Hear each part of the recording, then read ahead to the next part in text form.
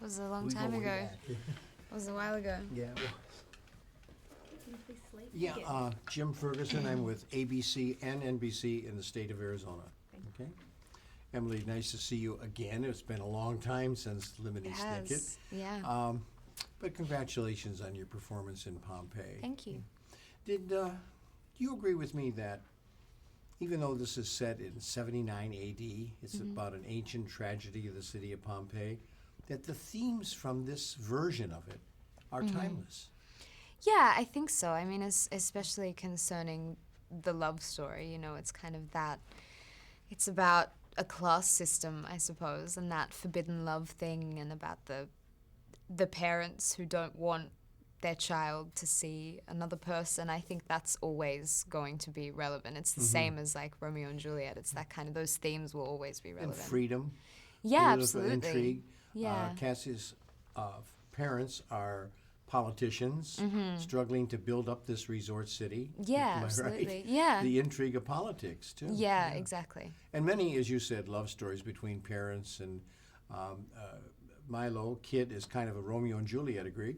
Yeah, I think so. Yeah, I can see that. I mean, it's, in a way, I think, you know, when the volcano erupts, obviously it's horrible and tragic for everyone involved, and Cassia has to see her family members die and her city being destroyed.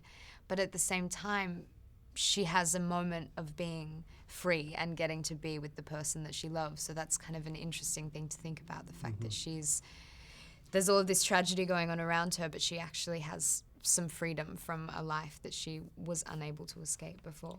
I really enjoyed your performance. Thank you. Walking in the shoes of a very strong lady, politically sharp, enjoyable for you as an actress? Yeah, absolutely. Absolutely. I mean, I think, you know, when I first heard about the script and saw the script, I was like, well, this seems really cool and it's such an interesting story, but I bet the girl's just going to be like this damsel in distress and she's going to be weak. And then I read it and I was really pleasantly surprised. I was like, oh, she's clever and she's sort of strong-willed, and, you know, she saves his life a couple of times, and that's sort of what that's what solidified my interest in the film. It's what attracted me to it. And she makes it work, and damsel in distress, but she's fighting. Yeah, exactly. She's in there and riding horses, you know. Yeah, yeah. I think it's important to see that. The horse riding and everything with Kit. Are you ready to move to Arizona and do a Western? I'd love to. That would be great. I love horses. I've grown up loving horses and riding when I was a kid. So there's some nice scenes that way. You know. Yeah, I think so. I feel very comfortable with the horses. I like that stuff. You do? Yeah. A good cast to work with.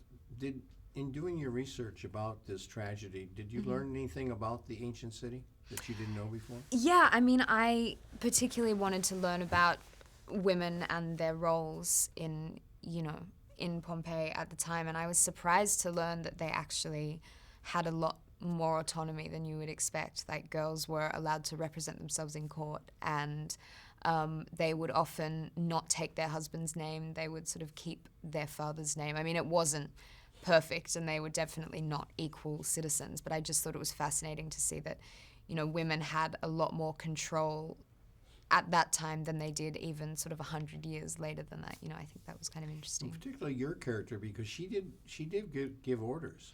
Yeah, and she, you know, she has an education, and that is historically accurate. You know, women would go away and get their own education, which I think is really cool, because you think about a time period like this and you just assume that, you know, that's not what you think of automatically. I have about 10 seconds. Okay. Working with the bad guy, Kiefer Sutherland. Oh, it was so much fun. They were I mean, if anything, they were actually the most fun scenes, because he's so good at being evil. But then when he's after the cameras have stopped rolling, he's so cheeky and fun, and he's great. Emily, I'm out of time, but I want to tell my audience, take the time to see Pompeii. Believe me, it's well worth it. Thank you so much. Thank you.